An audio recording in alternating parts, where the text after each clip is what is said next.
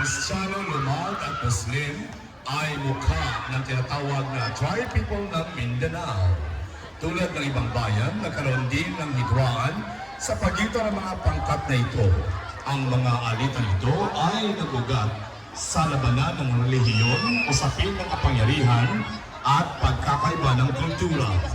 Sa kabila ng pinagkakaibang pinagmulan at pananampalataya, ang tatlong pangkat ay patuloy na magkakasamang namumuhay at nag-aambag sa pagunlad ng kultura at ekonomiya ng bayan. Tulad ng isinasaad sa himno ng parang, iba't ibang tribo, tanging hangad ay iba yung pagunlad.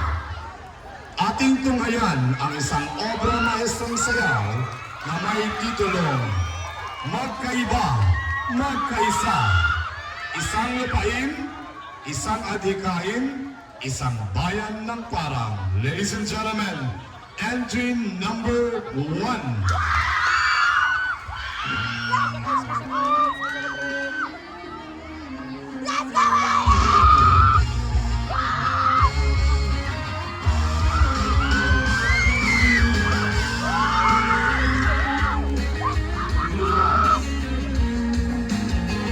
Let's go!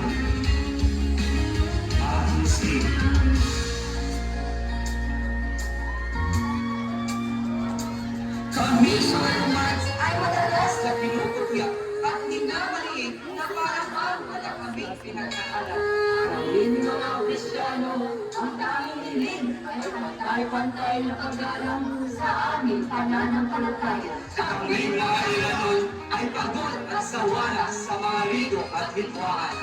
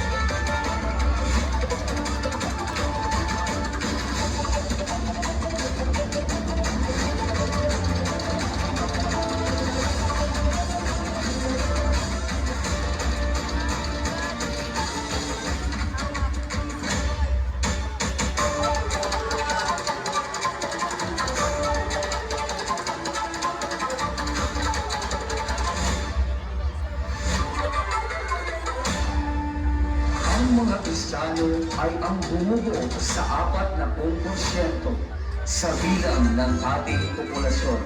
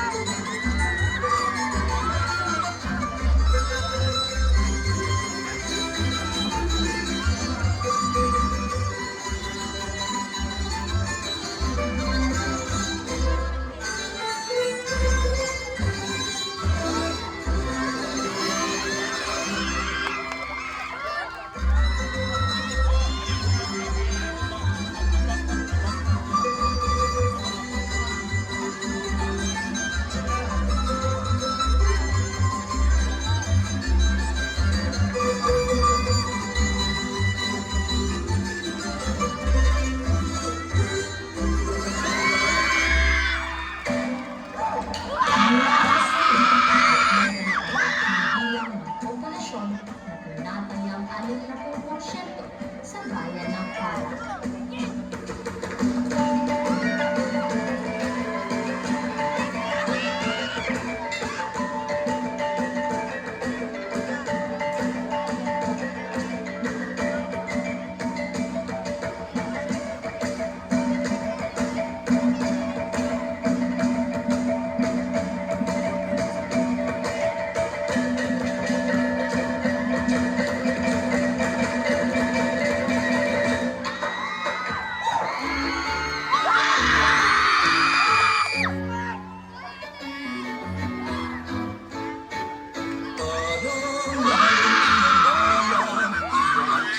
Ang tunay na kaunlaran, kasaganaan at ang kapayapaan ay bukod kami mong yaman. Ang natatangi mong pamayanan, Maguindanao, Ilonggo at Iranon.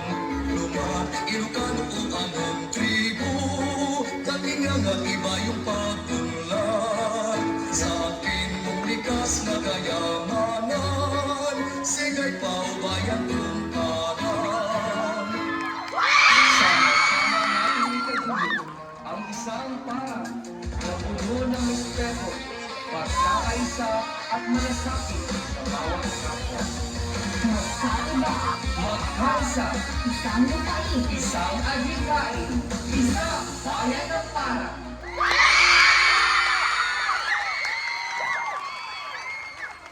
Hey.